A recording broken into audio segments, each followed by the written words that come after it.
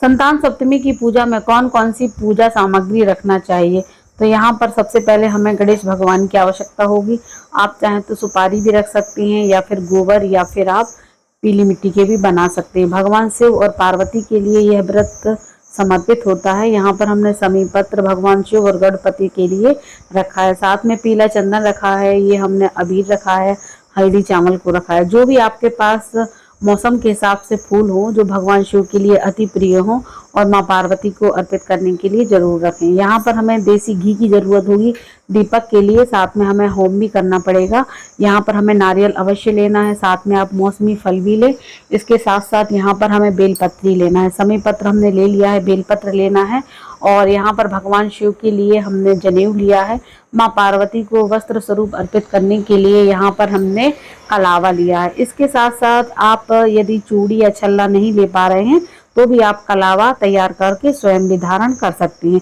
यहाँ पर हमें 2 कलश की आवश्यकता पड़ेगी। तो एक कलश में हम आम के पत्ते या अशोक के पत्ते लगाकर दीपक प्रज्वलित करेंगे, और उसके नीचे हमें गेहूं चावल रखना है चौक बनाकर, और दूसरा हमें लोटा ऐसे ही भर लेना है पूजा के लिए, आचमन के लिए। माँ पार्वती के लिए कुछ हमें सुहाग की सामग्री लेना है।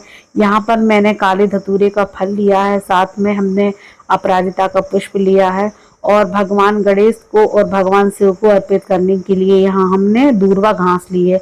आज के दिन दूर्वा घास का विशेष महत्व होता है, तो यह रखना आप बिल्कुल भी ना भूलें।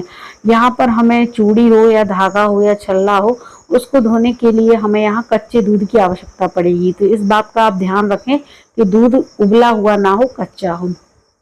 इसी के साथ साथ आप जो भी चूड़ी ले रहे हैं वह खुलने वाली होना चाहिए और उसमें 7 निशान होने चाहिए।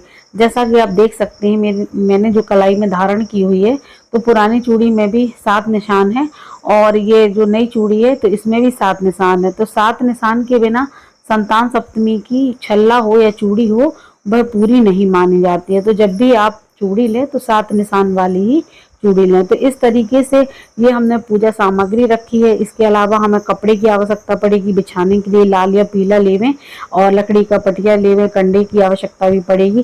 साथ ही साथ आज के दिन 2 सेट साथ साथ पुआ बनाए जाते हैं, जो कि गुड़ के मीठे पुआ होते हैं, या फिर आप मीठी पुड़ी भी कह सकते हैं। तो ये हमारी पूजन सामग्री है जो संतान सप्तमी के व्रत की पूजा में लगती है। उम्मीद है जानकारी आपको अच्छी लगी होगी। Thank you for watching.